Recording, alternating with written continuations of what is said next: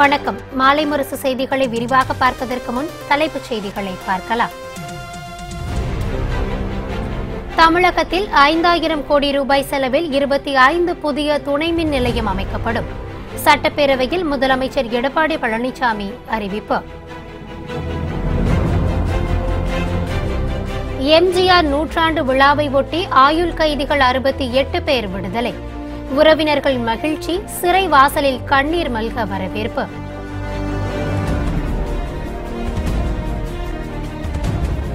BSNL இணைப்பு முறைகேடு வழக்கில் மாறன் சகோதரர்களுக்கு எதிராக சிபிஐ மனு. 20ஆம் தேதிக்குள் பதிலளிக்க சென்னை உயர்நீதிமன்றம் உத்தரவு. கோவை, நெல்லை, திண்டுக்கல் உள்ளிட்ட 5 மாவட்டங்களுக்கு கனமழை எச்சரிக்கை. தமிழகம் மற்றும் புதுச்சேரியில் இடியுடன் கூடிய மழைக்கு வாய்ப்பு. வரலாற்று சிறப்புமிக்க சந்திப்பிற்கு பின் டிரம்ப் மற்றும் கிம் ஜாங் உன் முக்கிய ஒப்பந்தங்களில் கையெழுத்து. அணு ஆயுதத்தை முழுமையாக ஒழிக்க இணைந்து செயல்படுவோம் என உறுதி.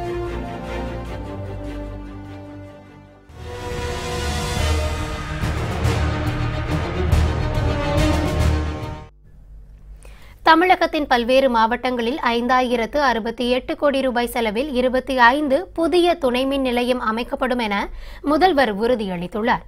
சட்டப்பேரவையில் 110 விதியின் கீழ் வாசித்த முதல்வர் எடப்பாடி பழனிசாமி, தமிழகத்தில் நீர்த்தேக்கத்தில் நீர் ஆவியாவதை தடுக்க 1125 கோடியில் மிதக்கும் சூரிய சக்தி நிலையம் அமைக்கப்படும் என்றும் தெரிவித்தார். சென்னையில் 6 இடங்களில் 932 கோடியில் துணை மின் நிலையங்கள் அமைக்கப்படும் எனவும் உறுதியளித்தார். தமிழ்நாட்டில் பின்வரும் இடங்களில் 5068 கோடி 42 லட்சம் ரூபாய் மதிப்பீட்டில் 25 புதிய துணை மின் நிலையங்கள் அமைக்கப்படும். தமிழ்நாட்டில் உள்ள பல்வேறு நீர்த்தேக்கங்களில் நீர் ஆவியாவதை தடுக்கவும் மற்றும் சூரிய சக்தி கட்டாய கொள்முதல் அளவை அதிகரிக்கும் தமிழ்நாடு மின் உற்பத்தி மற்றும் பகிர்மான கழகம், இந்திய சூரிய சக்தி கழகம் இணைந்து முதன்முறையாக 250 மெகாவாட் மிதக்கும் சூரிய சக்தி மின் நிலையங்கள் 1125 கோடி ரூபாய் மதிப்பீட்டில் சாத்தியக்கூற்றின் அடிப்படையில் அமைக்கப்படும். 65 ஆண்டுகளுக்கு மேலாக உள்ள மோயாறு புனல் மின் நிலையத்தின் ஆயுட்காலத்தை மேலும் 25 ஆண்டுகள் நீடிப்பு செய்திடவும் நிறுவதிறனை 3x12 மெகாவாட்டிலிருந்து 3x14 மெகாவாட்டாக அதிகப்படுத்தவும் 67 கோடி 5 லட்சம் ரூபாய் மதிப்பீட்டில் நவீனமயமாக்கும் பணிகள் மேற்கொள்ளப்படும். 87 கோடி ரூபாய் செலவில் 1000 அங்கன்வாடி மையங்கள் அமைக்கப்படும் என்று கூறிய முதல்வர் பழனிசாமி, 192 கோடியே 80 லட்சம் செலவில் ஊரக சாலைகள் மேம்படுத்தப்படும் எனவும் தெரிவித்தார். பாதாள சாக்கடை திட்டம் செயல்படுத்துவதில் உள்ள சிரமங்களை கருத்தில் கொண்டு 49 நகரங்களில் 217 கோடி ரூபாய் கசடு கழிவு சுத்திகரிப்பு நிலையம் அமைக்கப்படும் எனவும் அவர் உறுதியளித்தார். 100 கோடியில் குடிநீர் சுத்திகரிப்பு நிலையங்கள் அமைக்கப்படும் என்றும் முதல்வர் பழனிசாமி தெரிவித்தார். ஊரக பகுதியில், குடியிருப்பு பகுதியில் சமையலறை மற்றும் குளியலறையிலிருந்து வெளியேறும் திரவ கழிவு நீர் சாலைகள் மற்றும் தெருக்களில் தேங்கி நோய் தொற்று ஏற்படாமல் பாதுகாக்க தனிநபர் உறிஞ்சி குழிகளும், ஊரக பகுதியில் ஆழ்துளை கிணறு, மேல்நிலை நீர்த்தேக்க தொட்டி போன்ற குடிநீர் அமைப்புகளை சுற்றி கழிவு நீர் தேங்காமல் தடுத்திட சமுதாய உறிஞ்சி குழிகள் என மொத்தம் 2,50,000 உறிஞ்சி குழிகள் 168 கோடியே 94 லட்சம் ரூபாய் செலவில் அமைக்கப்படும். இதனால் கழிவுநீர் வடிகட்டப்பட்டு நிலத்தடி நீர் செறிவூட்டப்படும். 2 ஊரக பகுதியில் நடப்பாண்டில் 8,70,000 ரூபாய் மதிப்பீட்டில் 1000 அங்கன்வாடி மையங்கள் 87 கோடி ரூபாய் செலவில் கட்டப்படும். பிரதம மந்திரி கிராம சாலை திட்டம் ஒன்றை தமிழ்நாடு அரசு சிறப்பாக செயல்படுத்தியதை தொடர்ந்து பிரதம மந்திரி கிராம சாலை திட்டம் 2 செயல்படுத்த 2017-18ஆம் ஆண்டு மத்திய அரசு அனுமதி வழங்கியுள்ளது. இத்திட்டத்தின் கீழ் நடப்பாண்டில் 192 கோடியே 80 லட்சம் ரூபாய் மதிப்பீட்டில் 287 கிலோமீட்டர் நீளமுள்ள ஊரக சாலைகள் மேம்படுத்தப்படும். மேலும் 10 உயர்மட்ட பாலங்கள் கட்டப்படும். ஊரக பகுதிக்கு குடிநீர் வழங்குவதில் ஆழ்துளை கிணறுகள் முக்கிய குடிநீர் ஆதாரமாக உள்ளன. உப்பளவு, கடின தன்மை மற்றும் குடிநீர் காணப்படும் இதர குறைகளை சீர் செய்து பாதுகாக்கப்பட்ட குடிநீரை மக்களுக்கு வழங்க நடப்பாண்டில் 100 கோடி ரூபாய் மதிப்பீட்டில் குக்கிராமங்களில் எதிர் சவ்வூடு பரவல் குடிநீர் சுத்திகரிப்பு நிலையங்கள் அமைக்கப்படும். தனியார் பள்ளிகளை நோக்கி மாணவர்கள் செல்வதை தடுக்கும் விதமாக 5200 பள்ளிகளில் ஸ்மார்ட் வகுப்பறைகள் தொடங்கப்பட்டுள்ளதாக பள்ளிக்கல்வித்துறை அமைச்சர் செங்கோட்டையன் தெரிவித்துள்ளார். சட்டப்பேரவையில் இன்று நடைபெற்ற விவாதத்தின் போது இன்றைய சூழலில் அரசு பள்ளிகளில் சேர்க்கை விகிதத்தை அதிகரிக்க அரசு என்ன செய்கிறது என்று திமுக சட்டமன்ற உறுப்பினர் தங்கம் தென்னரசு கேள்வி எழுப்பினார். இதற்கு பதிலளித்த அமைச்சர் செங்கோட்டையன், பள்ளி செல்லும் மாணவர்களின் இடைநிற்றலை தடுக்க தேவையான நடவடிக்கைகளை அரசு எடுத்து வருகிறது என்றார். மேலும் தமிழகத்தில் 5200 பள்ளிகளில் ஸ்மார்ட் வகுப்பறைகள் தொடங்கப்பட்டுள்ளது என்றும் தனியார் பள்ளிகளுக்கு செல்லும் மோகத்தை குறைக்க அரசு நடவடிக்கைகள் எடுத்து வருவதாகவும் செங்கோட்டையன் கூறினார். மேலும் இன்று சேலம் விமான நிலைய விரிவாக்கம், பராமரிப்பு மற்றும் பயிற்சி மையம் அமைப்பதற்கு விவசாய நிலங்களை கையகப்படுத்துவது குறித்து திமுக சார்பில் சிறப்பு கவன ஈர்ப்பு தீர்மானம் கொண்டுவரப்பட்டது. சட்டப்பேரவையில் வேளாண் துறை மானிய கோரிக்கை மீதான விவாதம் இன்று நடைபெறவுள்ளது. இதற்கு வேளாண் துறை அமைச்சர் துரைக்கண்ணு பதிலளிக்க உள்ளார்.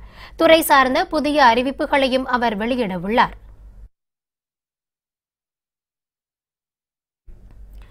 நாட்டு மக்களின் குரலை கேட்க சபாநாயகர் தனபால் தயாராக இல்லை என எம்எல்ஏ விஜயதரணி குற்றம் சாட்டியுள்ளார். சட்டப்பேரவையில் ஜாக்டோ ஜியோ அமைப்பினரின் கோரிக்கை தொடர்பாக கவன ஈர்ப்பு கொண்டுவர எதிர்க்கட்சிகள் அனுமதி கேட்டனர். அப்போது சட்டமன்றத்திலிருந்து காங்கிரஸ் உறுப்பினர்கள் விஜயதரணி வெளியேற்றப்பட்டார். சபாநாயகர் தனபால் உத்தரவின் பேரில் அவை காவலர்கள் விஜயதரணியை வெளியேற்றினர். இதனையடுத்து செய்தியாளர்களுக்கு பேட்டியளித்த அவர், கவன ஈர்ப்பு தீர்மானம் நிறைவேற்ற முன்னதாகவே அனுமதி கேட்டிருந்தோம் என்றும், ஆனால் தாம் வலுக்கட்டாயமாக வெளியேற்றப்பட்டதாகவும் வேதனையுடன் கூறினார். இந்த சட்டப்பேரவையில் இந்த நாட்டு மக்களின் குரலை கேட்க சபாநாயகர் முதலாவது தயாராக இல்லை. ஒரு சட்டப்பேரவை தலைவராக அவர் இயங்குவதற்கே லாயக்கற்ற ஒரு நபராக இருந்து கொண்டிருக்கிறார். 3 நபர்கள் இறந்திருக்கிறார்கள், அவர்களுக்கு இழப்பீடு வழங்க வேண்டும் என்ற கோரிக்கையை முன்வைத்தோம். அந்த கோரிக்கைக்கான மனுவும் கவன ஈர்ப்பு தீர்மானமும் ஏற்கனவே வழங்கப்பட்டு, இதற்காக இன்றைக்கு சட்டசபையில் இதை நாங்கள் பூஜ்ய அவரில் ரேஸ் பண்ணுகிறோம் என்று அனுமதியும் சபாநாயகரிடம் கேட்டிருந்தோம். ஆனால் அவர் அனுமதி தருவதையும் தாண்டி என்னை இந்த அவை காவலர்களை கொண்டு வெளியேற்றம் செய்கிறார்கள்.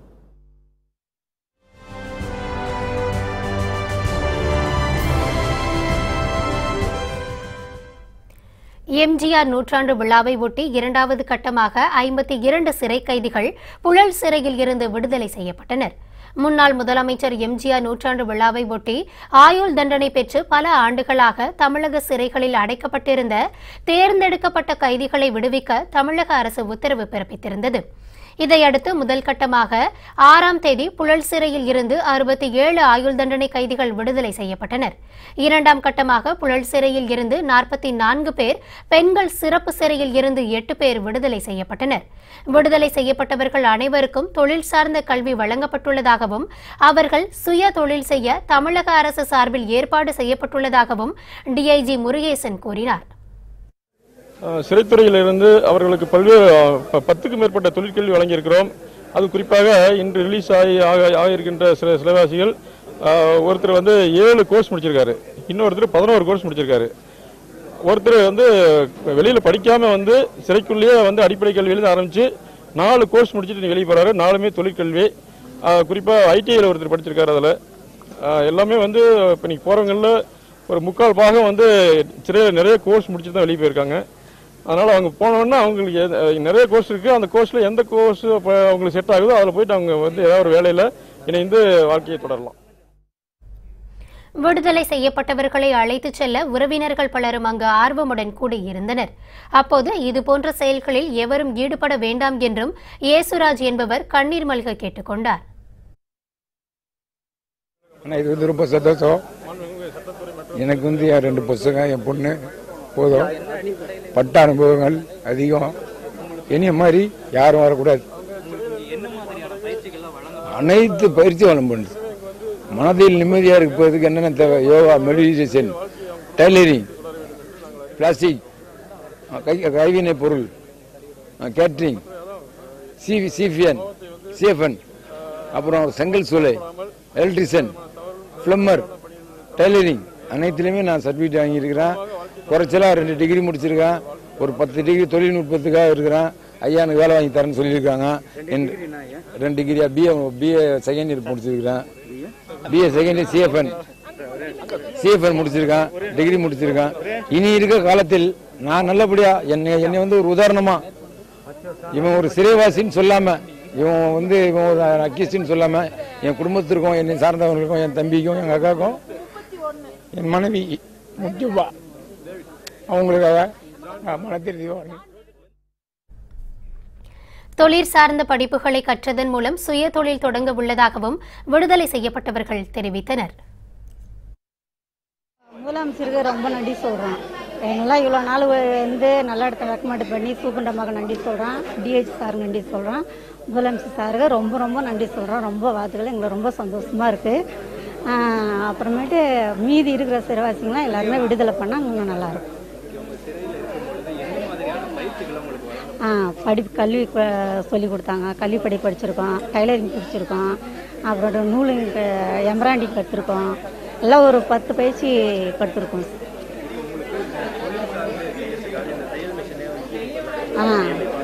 நாங்கள் போய் டெய்லரிங் ஒரு ஆள் வச்சு கடை வச்சு நாங்கள் நடத்துவோம். நான் வந்து 14 வருஷம் ஆச்சு. உள்ள வந்து நிறைய தொழில் கற்றுக்கிட்டோம். கைத்தொழில் நிறைய சொல்லி கொடுத்துருக்காங்க. பிரிண்டிங் சொல்லி கொடுத்துருக்காங்க. தையல் சொல்லி கொடுத்துருக்காங்க. பேக்கரியில் நிறைய பிரிசன் பஜாரில் நிறைய பொருள் போட சொல்லி கொடுத்துருக்காங்க. நிறைய வளர்ச்சி அடைஞ்சிருக்கோம். இப்போ போய் நாங்கள் இன்னும் நல்லா வாழ்றதுக்கு எங்களுக்கு நிறைய கைத்தொழிலாம் கற்றுக் கொடுத்துருக்காங்க. வெளியில் போய் நல்லா இருக்கும். எங்களை மாதிரி இனிமேல் சீக்கிரம் இருக்கிறவங்க வெளியில் வரணும்னு ஆசைப்படுறோம். எந்த பெண்களுமே இனிமேல் ஜெயிலில் இருக்கக்கூடாதுன்னு நாங்கள் ஆசைப்படுறோம். பிஎஸ்என்எல் இணைப்பு முறைகேடு வழக்கில் மாறன் சகோதரர்களுக்கு எதிராக சென்னை உயர்நீதிமன்றத்தில் சிபிஐ மனு அளித்துள்ளது. மத்திய தொலைத்தொடர்புத்துறை அமைச்சராக தயாநிதி மாறன் இருந்தபோது தனியார் தொலைக்காட்சிக்கு பிஎஸ்என்எல்லின் அதிவிரைவு தொலைபேசியின் இணைப்புகளை முறைகேடாக வழங்கியதாக குற்றச்சாட்டு எழுந்தது. இந்த சட்டவிரோத தொலைபேசி இணைப்புகள் மூலம் அரசுக்கு பல கோடி ரூபாய் வருவாய் இழப்பு ஏற்படுத்தியதாக சிபிஐ வழக்கு தொடர்ந்து அந்த வழக்கிலிருந்து மாறன் சகோதரர்கள் உட்பட 7 பேரை விடுதலை செய்து சென்னை சிபிஐ நீதிமன்றம் தீர்ப்பளித்துள்ளது. இந்நிலையில் மாறன் சகோதரர்களுக்கு எதிராக சென்னை உயர்நீதிமன்றத்தில் சிபிஐ மனு தாக்கல் செய்துள்ளது. சிபிஐ மனுவிற்கு வருகிற 20ஆம் தேதிக்குள் பதிலளிக்குமாறு மாறன் சகோதரர்களுக்கு உயர்நீதிமன்றம் உத்தரவிட்டுள்ளது. தென்மேற்கு பருவமழை காரணமாக 5 மாவட்டங்களில் கனமழை பெய்யும் என்று வானிலை ஆய்வு மையம் அறிவித்துள்ளது. தமிழகத்தில் சில தினங்களாக தென்மேற்கு பருவமழை தீவிரமடைந்துள்ளது. கோவை, நீலகிரி, தேனி, திருநெல்வேலி மற்றும் திண்டுக்கல் ஆகிய மாவட்டங்களில் கனமழை பெய்யும் என்று வானிலை மையம் தெரிவித்துள்ளது. வெப்பச்சலனம் காரணமாக தமிழகம் மற்றும் புதுச்சேரியில் ஓரிரு இடங்களில் இடியுடன் கூடிய மிதமான மழை பெய்யக்கூடும் என்றும் கூறப்பட்டுள்ளது. கடந்த 24 மணி நேரத்தில் அதிகபட்சமாக வால்பாறையில் 13 சென்டிமீட்டர் மழையும், கூடலூர் பஜார், தேவாலாவில் தலா 9 சென்டிமீட்டர் மழையும், செங்கோட்டையில் 7 சென்டிமீட்டர் மழையும் பதிவாகியுள்ளதாக வானிலை ஆய்வு மையம் தெரிவித்துள்ளது.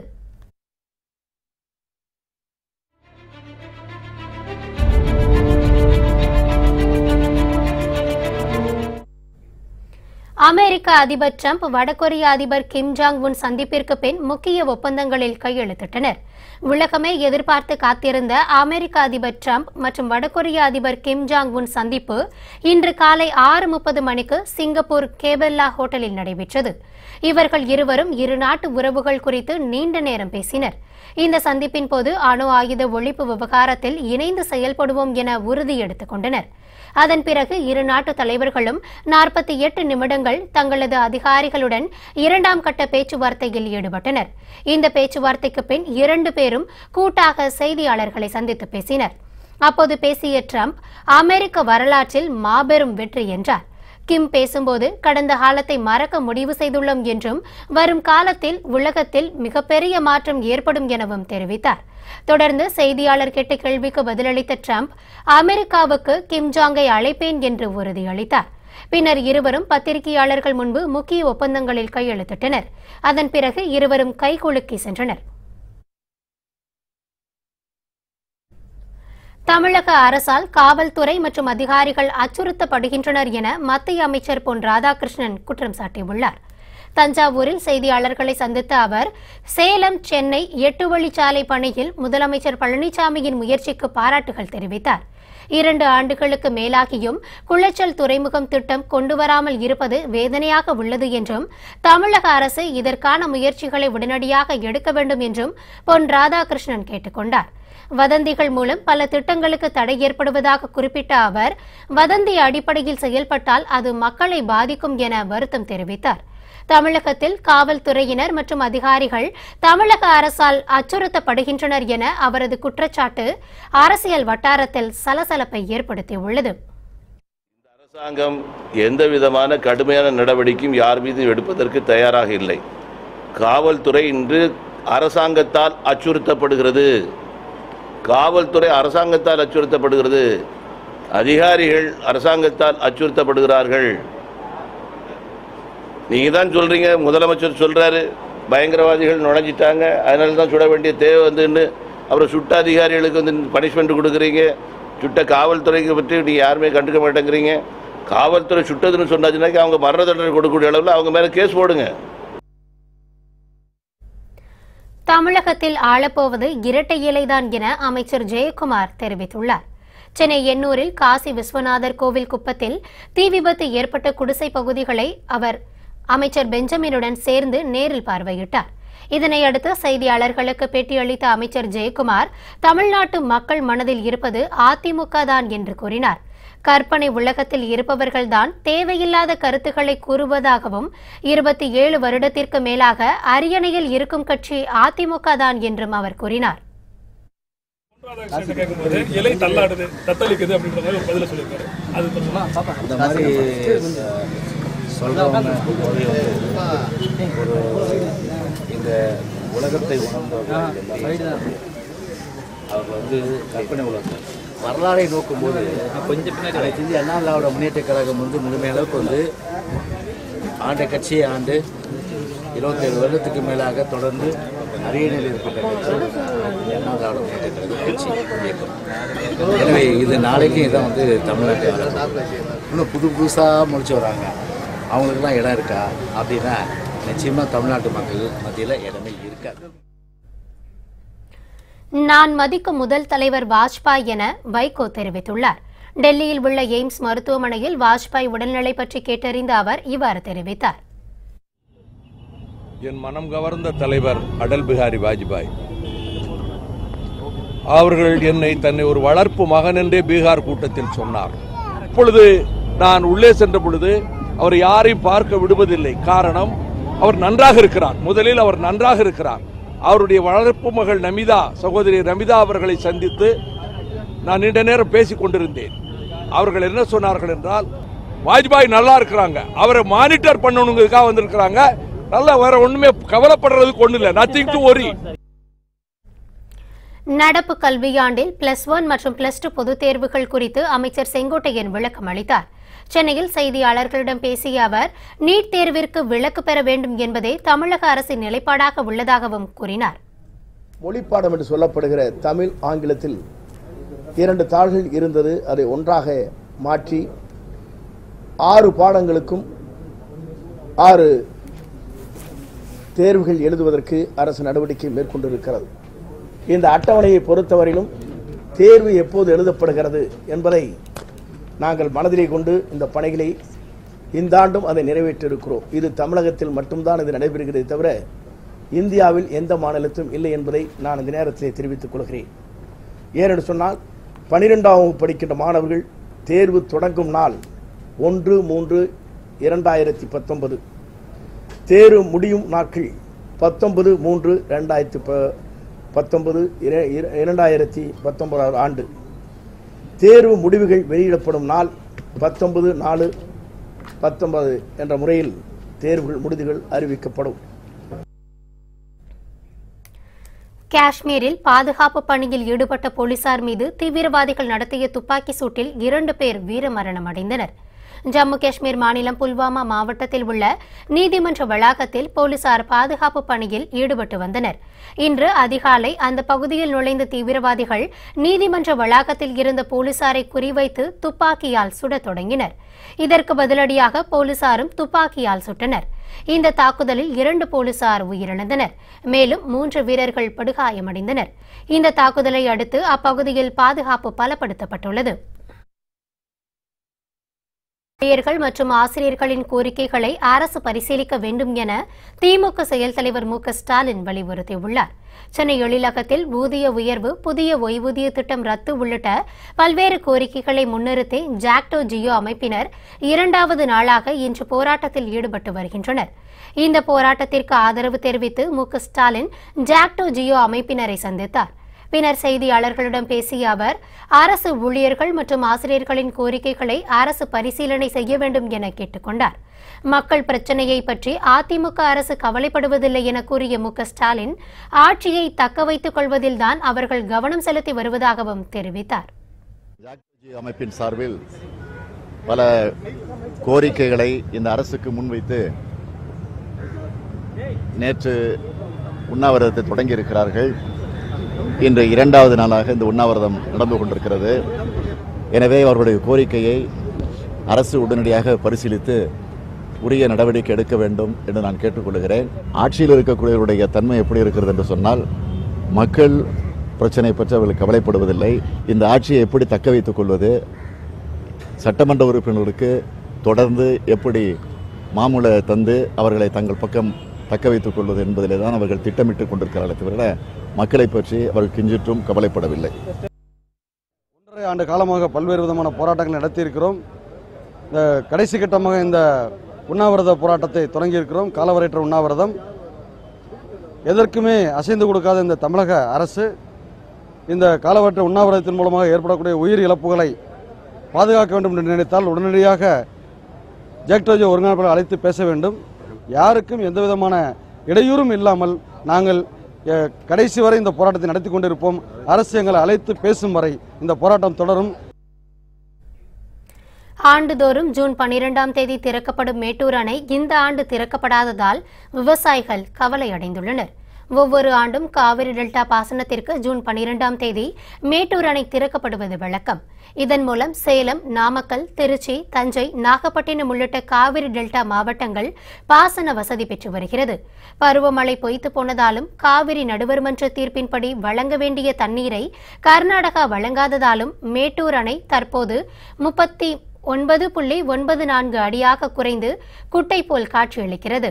இதனால் அணையில் இருந்து தண்ணீரை திறக்க முடியாத சூழல் ஏற்பட்டுள்ளதால் விவசாயிகள் கவலை அடைந்துள்ளனர்.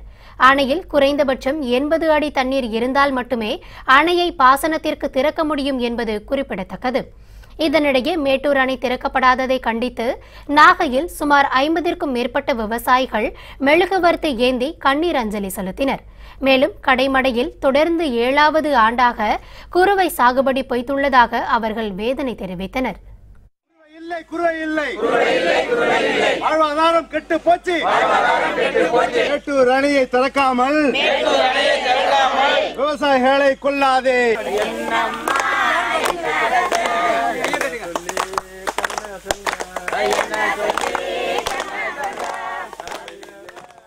குருவிக்கு எப்படியாவது 7 ஆண்டு காலமாக இல்லாத ஒரு சூழ்நிலை. இந்த ஆண்டுக்காச்சும் தண்ணி வரணும் எதிர்பார்த்ததற்கான உச்சநீதிமன்றம் அந்த தீர்ப்பையும் கொடுத்தது. இந்த அரசு என்ன செஞ்சிருக்கணும், மத்திய அரசோட தொடர்பு கொண்டு எப்படியாவது இந்த ஆண்டுக்காவது குருவைக்கான தண்ணியை வாங்கி கொடுக்குங்கிறதான் எதிர்பார்த்தோம். அது இல்லை. அதனுடைய எதிர்ப்பை, எங்களுடைய பாதிப்புகளை உணர்ந்து நாங்கள் எங்களுடைய வாய்க்காலில் கிட்டத்தட்ட 2 ஆண்டு காலமாக தண்ணி வராத இந்த வாய்க்காலில் மெழுகுபத்தி ஏந்தியும் ஒப்பாரி வச்சும் எங்களுடைய குறைகளை அரசாங்கத்துக்கு தெரிவிச்சிருக்கிறோம்.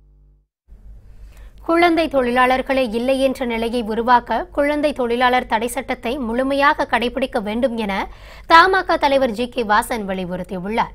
இது தொடர்பாக அவர் வெளியிட்டுள்ள அறிக்கையில், உலகம் முழுவதும் இன்று குழந்தை தொழிலாளர்கள் ஒழிப்பு தினம் கடைபிடிக்கப்படுவதை சுட்டிக்காட்டியுள்ளார்.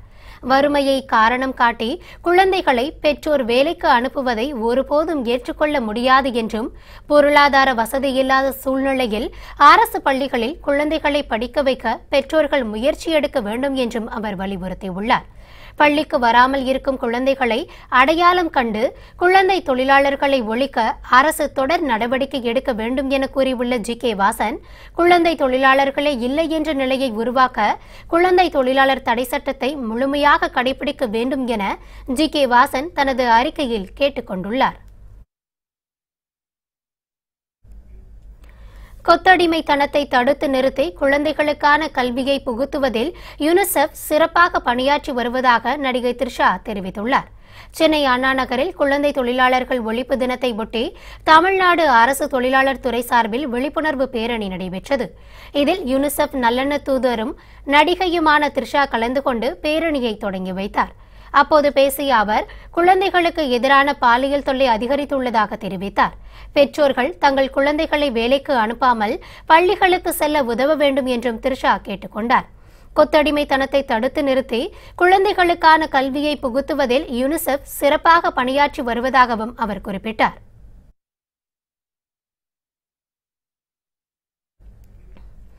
வாலாஜாபேட்டை ஊதுபத்தி தொழிற்சாலையில் ஏற்பட்ட தீ விபத்தில் பல லட்சம் மதிப்பிலான மூலப்பொருட்கள் எரிந்து நாசமாகின. வேலூர் மாவட்டம் வாலாஜாபேட்டையில் ஊதுபத்தி தயாரிக்கும் தொழிற்சாலை இயங்கி வருகிறது. இங்கு ஊதுபத்தி தயாரிப்பதற்காக அதிக அளவில் மூலப்பொருட்கள் வைக்கப்பட்டிருந்தன.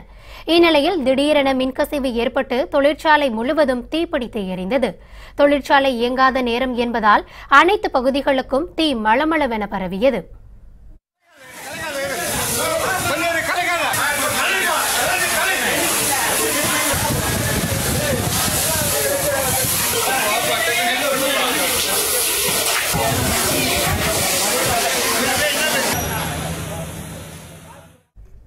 சம்பவ இடத்திற்கு வந்த தீயணைப்புத் துறையினர் 3 மணி நேரமாக போராடி தீயை கட்டுக்குள் கொண்டு வந்தனர்.